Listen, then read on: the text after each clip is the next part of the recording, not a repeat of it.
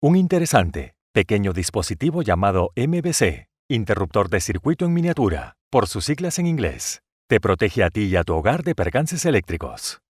Este interruptor te resguarda de dos situaciones. Primero, de un cortocircuito, y segundo, de una sobrecarga. En el escenario de un cortocircuito, el MCB se dispara en menos de 3 milisegundos y aísla las conexiones internas.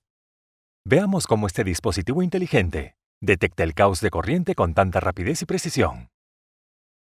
Un sencillo dispositivo llamado fusible, que tiene un cable de bajo punto de fusión, se utilizaba para la protección del hogar en la antigüedad. En las dos condiciones de fallo mencionadas anteriormente, la corriente llega a un pico, lo que provoca un sobrecalentamiento y funde el cable, o rompe el circuito. Sin embargo, cada vez que el fusible se fundía, había que reemplazarlo manualmente. Hasta que resolvieras eso, buena suerte con el apagón. Esta situación bastante común es la razón por la que se inventaron estos interruptores. El interruptor es un mecanismo automático de encendido apagado que mantiene un lado del cable en movimiento y el otro fijo. Durante una falla eléctrica, si el circuito se abre completamente, habríamos terminado con el diseño del MCB. Una vez finalizada la falla, basta con encenderlo manualmente. Antes de entrar en detalles sobre el diseño del MCB, una pequeña nota sobre la dirección de corriente.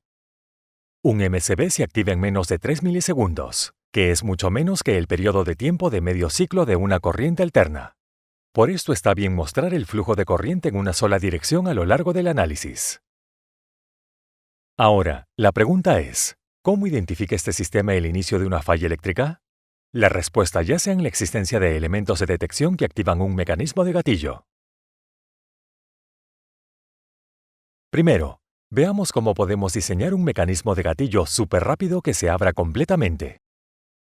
El mecanismo ingenioso para lograr este objetivo es el siguiente. Este mecanismo tiene una palanca a la que se conecta un anillo rectangular, como se muestra. El anillo rectangular está conectado por dos resortes y una palanca central. En esta posición, ambos resortes están en estado neutro. Cuando la palanca se mueve hacia arriba, el resorte inferior se comprime y el superior se expande. Las fuerzas de estos dos resortes son luego transferidas a la palanca a través del anillo rectangular, y esta fuerza irá en dirección hacia arriba. Como puedes ver, el anillo rectangular primero está desplazado negativamente hacia el centro de la palanca. El torque producido por la fuerza que actúa sobre el anillo rectangular irá en sentido de las agujas del reloj. Si sueltas la palanca en esta posición, este torque en sentido de las agujas del reloj hará que la palanca vuelva a su posición inicial. Sin embargo, si empujas la palanca más arriba, ¿notas algo peculiar en la distancia de desplazamiento? Esta repentinamente se vuelve positiva, lo que significa que luego de un límite crítico, el torque de torsión actuará sobre ella en sentido contrario a las agujas del reloj. Cuando el MCB esté encendido, esta será la posición de la palanca. La estructura del MCB bloqueará la palanca para que no gire más en el sentido contrario de las agujas del reloj. Ahora, si un activador externo hace girar ligeramente la palanca, el torque de giro de la palanca irá de repente en sentido de las agujas del reloj, y el circuito se abre rápidamente sin necesidad de una fuerza externa. Aquí, mientras el operador empuja la palanca hacia abajo, puedes ver en cámara ultra lenta cómo el mecanismo funciona en la práctica. Después de un pequeño ángulo, la palanca genera su propio torque, y así no hay necesidad de aplicar una fuerza externa. Ahora, la única pregunta es, ¿cómo podemos generar este pequeño activador, o movimiento de entrada, cuando se produce una falla? La mejor respuesta es, con un electroimán. Esta bobina produce campos magnéticos proporcionales en naturaleza a la corriente que los atraviesa. A medida que la corriente aumenta, el campo magnético se hace más fuerte. A lo largo del video, observe que en el caso de un cortocircuito, la corriente aumenta hasta 1000 veces su magnitud en cuestión de milisegundos. Este resultado genera un muy fuerte campo magnético. Un cilindro de hierro y un perno se colocan dentro de este electroimán sobre un resorte, ligeramente desplazado de su centro. El fuerte campo magnético tira del cilindro hacia abajo, empujando así el perno. Este pequeño movimiento del perno es el activador de entrada del mecanismo y conduce a la apertura del circuito, como discutimos anteriormente. Quizá te estés preguntando, en un flujo de corriente normal, ¿por qué este cilindro no está atraído hacia abajo? Bueno, la fuerza en el flujo de corriente normal no es lo suficientemente alta como para superar la tensión del resorte. Mientras que la corriente de cortocircuito puede llegar a ser de 10 a 100 veces la corriente normal, la fuerza es bastante alta, por lo que el circuito se activa. El peligro de una falla aún no ha terminado, amigos. En cuanto se abren los contactos, la corriente simplemente no deja de fluir. La corriente de fallo es de gran valor y provoca una descarga al aire, es decir, la corriente fluirá por el aire. Es un arco asombroso de ver y a la vez peligroso. Para extinguir el arco, se utiliza un componente llamado corredor de arco o cámara de corte de arco. La cámara de corte de arco es una disposición de placas paralelas dispuestas a pequeños intervalos. Cuando los contactos se separan, la fuerte corriente de fallo que fluye como un arco activa un enorme aumento de temperatura que puede causar daños. Por lo tanto, este arco debe ser erradicado. La resistencia aumenta con la longitud y disminuye con el área.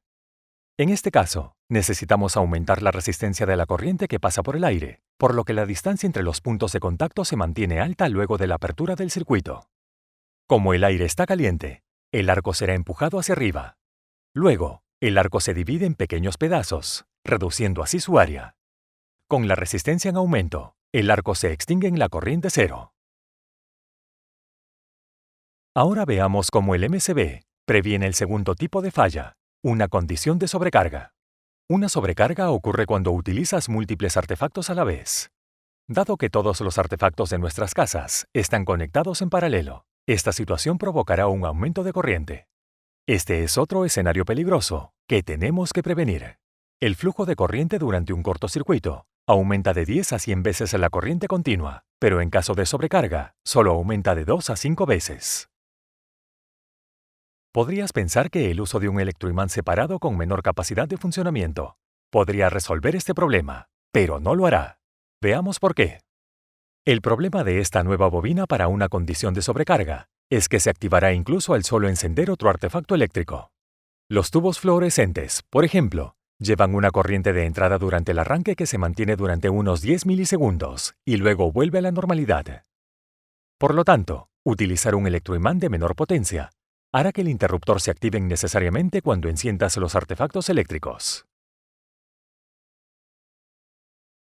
Una opción perfecta para resolver la condición de sobrecarga es una banda bimetálica. Este sensor es un poco más lento y compensa las corrientes de entrada, ya que solo se mantiene por 10 milisegundos. Sin embargo, activa el MCB cuando la corriente de sobrecarga se mantiene durante 2 segundos o más. En una banda bimetálica, mientras la corriente aumenta, el calor hace que la banda se doble lentamente. Este hecho hace que se empuje la palanca en forma de C, y por tanto, la palanca principal, hacia abajo, y por tanto, se abran los contactos. El valor de corriente al que debe funcionar la banda bimetálica puede variar con este tornillo, que solo es ajustado por los fabricantes. Esperamos que hayas desarrollado una buena comprensión de un interruptor en miniatura. Con este dispositivo de diseño preciso, estarás a salvo de desastres eléctricos. Además del MCB, tenemos otros tipos de interruptores diseñados para diferentes tipos de fallas: RCD, ELCB y MCCB. No olvides apoyarnos. Gracias.